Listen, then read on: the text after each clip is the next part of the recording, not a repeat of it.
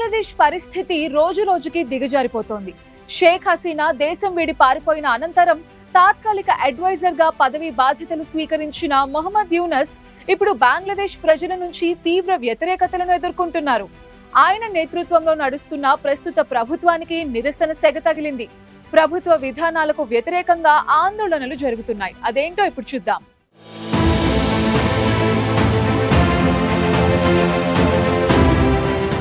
బంగ్లాదేశ్ అన్నది ఏర్పడడానికి భారత్ కారణం అన్నది చరిత్ర చెబుతోంది.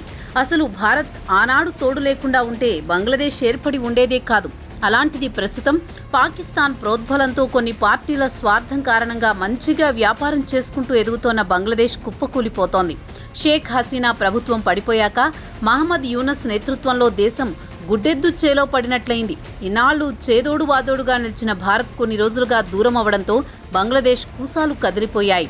కోడిగుడ్డు దగ్గర నుంచి ఉల్లిగడ్డ దాకా భారత్ మీదే ఆధారపడి బతుకుతున్న బంగ్లాదేశ్ ఇప్పుడు రోడ్డున పడింది.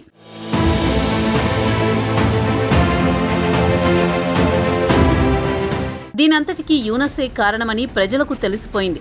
దాంతో వారు కొన్ని రోజులుగా యూనస్ తాత్కాలిక ప్రభుత్వానికి వ్యతిరేకంగా ప్రదర్శనలు చేస్తున్నారు.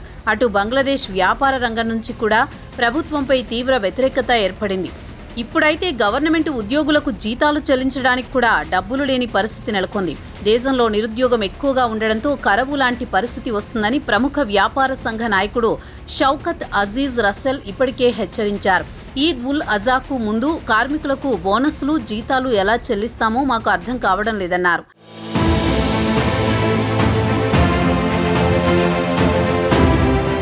బంగ్లాదేశ్ రెవెన్యూ ఉద్యోగులు కూడా 2 రోజులుగా పనిచేయకపోవడంతో యూనస్ ప్రభుత్వానికి తీవ్ర సమస్యలు ఎదురవుతున్నాయి. జాతీయ రెవెన్యూ బోర్డు అధికారులు కూడా వరుసగా 2వ రోజు విధులకు దూరంగా ఉన్నారు. ప్రత్యేక కొత్త ఆర్డినెన్స్ను రద్దు చేయాలని డిమాండ్ చేశారు. బంగ్లాదేశ్ నుంచి జరిగే దాదాపు అన్ని ఎగుమతి దిగుమతి కార్యకలాపాలను నిరవధికంగా నిలిపివేస్తున్నట్లు ప్రకటించారు.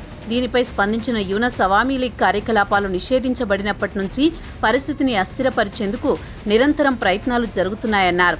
ఎన్నికలు నిర్వహించేందుకు కూడా మరో 6 నెలల సమయాన్ని కోరారు.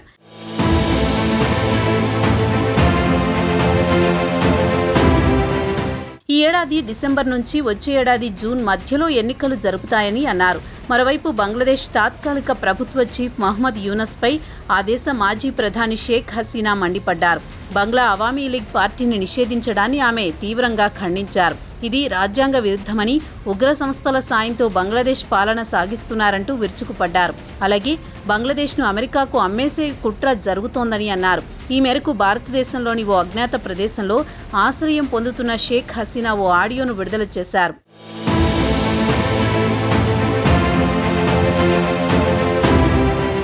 మరోసారి బంగ్లాదేశ్ సంక్షోభం అంచుల్లో ఉండడంతో ఎటూ పాలుపోని మహమ్మద్ యూనస్ రాజీనామా చేసే యోచనలో ఉన్నారని సమాచారం. దీంతో బంగ్లాదేశ్ పరిస్థితి పెనమ్మించి పొయ్యిలో పడ్డట్టుగా అయింది. రాజకీయ పార్టీల మధ్య సఖ్యత కుదరకపోవడంతో యూనస్ తన పదవికి రాజీనామా ఆలోచనలో ఉన్నట్టు సమాచారం. ప్రస్తుత పరిస్థితిలో దేశంలోని రాజకీయ పార్టీలతో పనిచేయడం తనకు సౌకర్యంగా లేదని మహమ్మద్ యూనస్ భావిస్తున్నట్టు చెబుతున్నారు పరిశీలకులు. చైనా ఒడిలో కూర్చుని భారతదేశానికి ఉద్రిక్తత సృష్టిస్తున్న యూనస్ ఇప్పుడు సొంత దేశంలోనే తాను తవ్వుకున్న గొయ్యిలో తానే పడినట్లయింది. భారతదేశాన్ని ఓ రేంజ్లో సవాల్ చేసిన యూనస్ను ఇప్పుడు సొంత దేశ రాజకీయ పార్టీలు, సైన్యం చేస్తున్న సవాల్కు బిత్తరపోయి చూస్తున్నారు.